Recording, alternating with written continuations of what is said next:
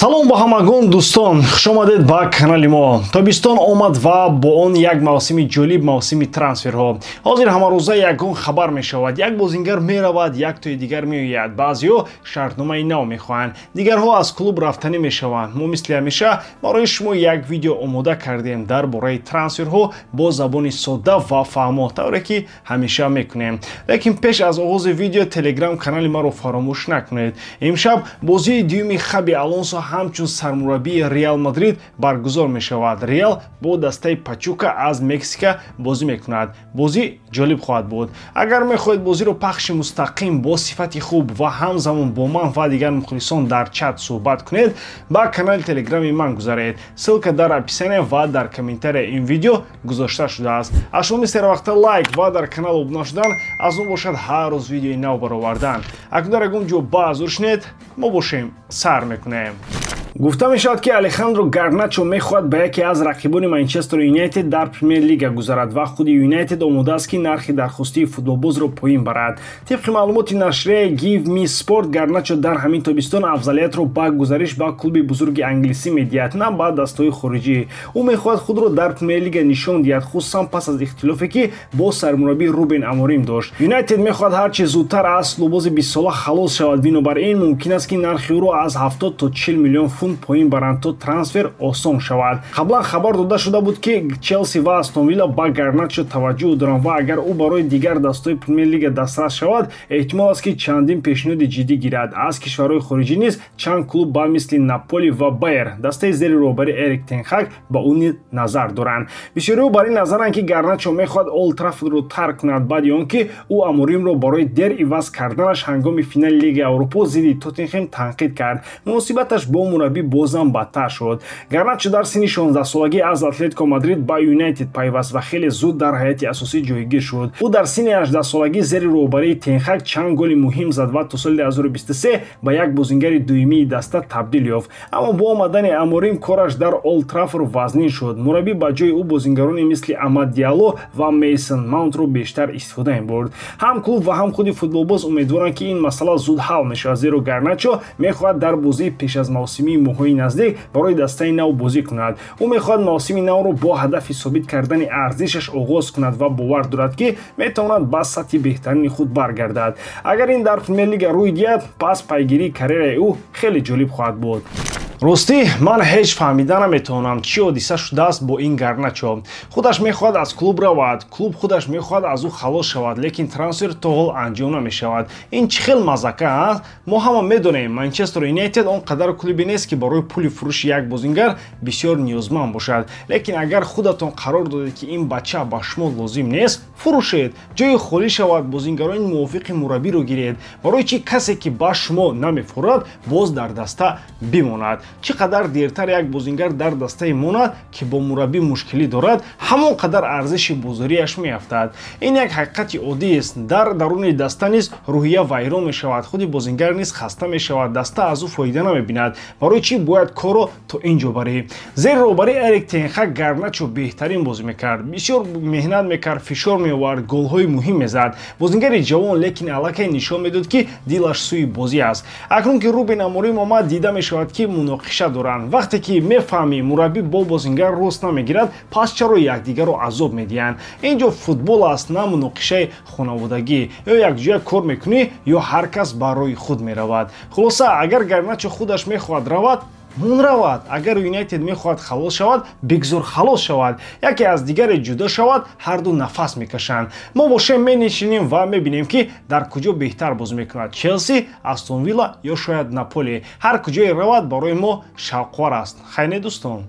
бе оғози шоҳона дар бозии аввалинаш бо сарварии хаби Алонсо, Реал бо дастаи Ал-Ҳилоли Арабистони Саудӣ 1-1 мусовӣ кард. дар дастаи Реал ҳоло марҳилаи дигаргунсозӣ ҷараён дорад ва онҳо дар ин клуби чемпионати ҷаҳон ҳоло танҳо таҷрибаи аввалинро мегиранд. дар бозии дуюм Реал бо дастаи Пачукаи Мексика рӯбарӯ мешавад. агар ба рӯи коғаз нигоҳ кунем, ҳеҷ мушкилие набояд шавад. аммо агар таври мураббии Ботафогои Бразил баъд аз ғалаба бар ПСЖ 1-0 мегуфт, дар гӯристони футбол дастаҳои пурқувват бисёранд. оё мо метавонем метавонем эҳтимоли як сенсатсияро пурра рад кунем. Прогнози ман дар ин бозӣ ғалабаи Реал дар якум тайм бо коэффициенти 1,74. Шумо метавонед интихоби худро дар 1x гузоред, зеро дар он ҷо ҳамвақт коэффициентҳои баланд ва бонусҳои гуногун шуморо интизор аст. Ҳамчунин нафароне ки то ҳол регистратсия накардаанд метавонанд дар аввалин пардохти худ бо промои мо AMG 0777 соҳиби 8000 сомонӣ бонус гарданд. ссилкаи бозӣ дар комментарияи ин видео. имкониятро аз даст надиҳед.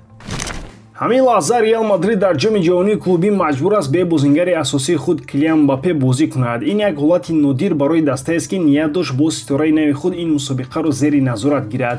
ҳама интизор буданд ки Мбаппе аз бозии аввал якбора таркиш мекунад, вале аслан хомӯш аст. ӯ на танҳо гол назад, балки ҳатто ба майдон набаромад. сабабашам бемории сахти меъда аст, гастроэнтерити шадид. ба беморхона бурдам, баъд каме беҳтар шуд ва ҳоло дар меҳмонхона бо даста аст, вале бозӣ намекунад. ва ҳоло расо як рӯз пеш аз дуюмин бозии гурӯҳӣ Хаби Алонсо расман эълон кард ки Килиан дар бозӣ бо Пачука ширкат намекунад. ӯ ҳатто бо даста ба Шарлот ки дар он ҷо бозӣ мегузарад намеравад. ин яъне ки Мбаппе ҳоло ҳам пурра барқарор нашудааст. Алонсо умедвор аст ки ӯ барои бозии сеюм муқобили Залцбург бармегардад, аммо ҳатто ин ҳам 100% нест. ҳамин тавр дастаи мадридӣ маҷбур аст бозии муҳимро бо Пачука бе яке аз муҳимтарин силоҳҳои худ гузаронад. дар бозии аввал бо Алҳилол натиҷаи 1-1 бозӣ камхислат буд ва агар ҳоло боз бохт ё мусовӣ шавад, Реал метавонад ҳатто аз гурӯҳ берун шавад. ҳоло ҳамаи чиз аз ҳамин ду бозии охир вобаста аст. Залцбург аллакай Пачукаро бурдааст 2-1. онҳо 3 хол доранд ва дар ҷои авваланд. Реал танҳо 1 хол дорад ва дар ҷои дуюм аст. агар бар Пачука пирӯз нашавад, фишор дар бозии охир бо Залцбург чанд мартиба бештар мешавад ва саволи асосӣ ҳамин аст, оё даста метавонад бе Килиан аз гурӯҳ барояд. вақте Мбаппе нест, даста на танҳо бозингари асосии ҳамларо аз даст медиҳад, балки тарзи бозии худро ҳам бояд дигар кунад. барои Алонсо ин як мушкилии калон аст. ӯ як тренери нав аст ва Мбаппе мебоист стуни асосии системаш мешуд. вақте чунин бозингар дар майдон нест, маҷбур мешавад ки бо дигарҳо стратегия созӣ. ин осон нест ва агар бар Пачука ҳам бурд кунанд, боз саволи дигар пайдо мешавад. дар плей-офф чӣ? агар дар даври баъдӣ ба мисли Манчестер Сити ё Ювентус бархӯранд, бе Килиан чӣ бояд кард? дар чунин сатҳи рақобат як хато метавонад ба хонадорӣ баробар шавад. аз ҷиҳати тиббӣ вазни Мбаппе беҳтар аст, вале ӯ ҳанӯз омода нест ки баргардад. Алонсо мегӯяд саломатии бозингар муҳимтар аз ҳамаи чиз аст ва бо ин розӣ шудан ҳам мумкин аст. бозингар бояд дар ҳолати 100% бошад, на 60 ё ин ки 70%. ҳозир барои Реал муҳимтарин чиз ин гирифтани 3 имтиёз аз Пачука аст. агар ин марҳиларо бе талафот гузаронад, пас Мбаппе шояд дар бозӣ бо Залцбург ё дар плей-офф баргардад. аммо агар боз мусибат шавад, кайфият дар даста, стратегия ва боварӣ ҳама дар хатар қарор мегирад.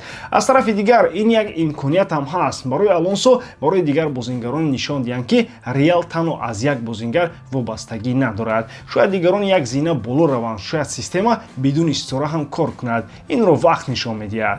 эҳтимол аст ки Арсенал натавонад ба талаботи Родриго оид ба маош ҷавоб диҳад, зеро онҳо дубора ба ҳамлагари бразилӣ таваҷҷӯҳ зорӣ карданд баъд аз он ки натавонистанд Нико Уильямсро ба даст оранд.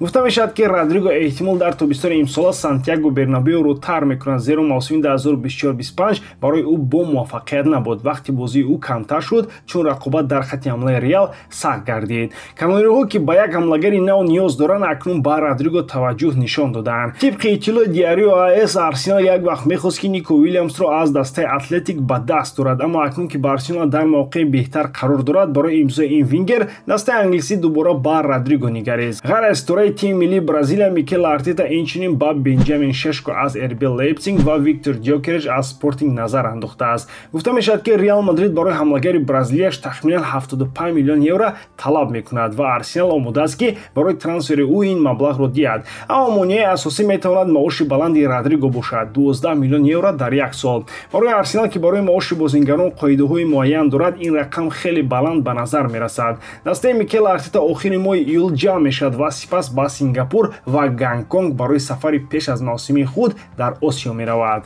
хайр дӯстон, росташро бигӯям, Родриго бозингари сатҳи баланд аст ки ҳақ дорад дар дастаи калон нақши асосӣ дошта бошад ва фикр мекунам вақти он расидааст ки инро рӯи рост бигӯем. Мо ҳама дидаем ки чанд маротиба ӯ ба Реал дар бозиҳои муҳим кӯмак кард, чанд бор ҳангоми вазъияти душвор вақте ки касе чизе карда наметавонист, Родриго гол зад, бозиро наҷот дод. Аммо пас аз ин ҳама гӯё чизе нашуда бошад, таърифҳо мерафтанд ба дигарон, ба ситораҳои дигар. Ӯ бошад ҳамеша мемонд дар таи соя. Бале, рақобат дар Реал сахт аст, дар он ҷо ҳама мехоҳанд бозӣ кунанд, лекин агар ту натиҷа меёрӣ, гол мезанӣ, бозиро мебарӣ, бояд ки туро эҳтиром кунанд. Ва Родриго эҳсос мекунад ки ӯро қадр намекунанд. Ӯ ҳама вақт ором кор мекард, бе эътироз, бе ҷанҷол кор мекард, бозӣ мекард, кӯшиш мекард. Аммо ба ҳар ҳол дар мавсими гузашта ӯро ба бозии асосӣ намемонданд. Ӯ бештар дар захира менишаст. Ин беинсофист, ин барои як бозингари чунин сатҳ дуруст нест. Аз ҳамин сабаб ман фикр мекунам Арсенал беҳтарин даста барои Родриго мебошад. Дар он ҷо ӯ метавонад бозингари асосӣ бошад, бе он ки мунтазири ивазкунӣ бошад, бе он ки фақат вақте ки дигарон нестанд ӯро ба майдон бароранд. Дар Арсенал ӯ метавонад аз аввал то охир бозӣ кунад. Ӯ метавонад нишон диҳад ки чӣ қадар пурқувват аст. Ӯ метавонад дар он ҷо бо як қаҳру ғазаб бозӣ кунад, яъне бо ангезаи калон, бо ҳавас. Мехоҳад ба Реал нишон диҳад ки хато карданд, ки ӯро қадр накарданд. Ва ман бовар дорам ки Арсенал маҳз чунин бозингарро меҷӯяд, касе ки дар дақиқаи охир метавонад бозиро ҳал кунад, касе ки як лаҳзаро ба гол, ба пирӯзӣ табдил дода метавонад. Родриго ҳамин гуна бозингар аст. Агар Реал ӯро аз даст диҳад, ин як хато мешавад, хатои калон. Зеро чунин бозингарон дар бозор каманд ва барои он маблағе ки Реал мепурсад, дигар чунин бозингар ёфтан осон нест. Арсенал бояд розӣ шавад ки ба ӯ 12 миллион евро маош диҳад. Ин маош барои чунин бозингар муқаррарӣ аст. Ин барои Родриго зиёд нест, сазовори ӯст. Мо ҳама медонем ки дар Лигаи Англия бозингарони сатҳи баланд маоши хуб мегиранд ва Родриго бозингари сатҳи баланд аст. Ба фикри шумо ин дуруст аст ки Родриго то ҳол худро дар Реал шахси муҳим ҳис намекунад, ё вақти он расидааст ки ӯ ба дастаи нав равад ва ҳама чизро аз нав сар кунад? Андешаҳои худро дар комментария нависед, ин барои мо хеле муҳим аст. Ба ҳамин тамом бовар дорам ки эҷодкории ман ба шумо писанд меояд. Лайк, комментария ва дар канал обуна шуданро аз ёд набароред. Бо шумо мисли ҳар вақта Муҳаммад Гаиров, хайвардарон дар паноҳи Аллоҳ.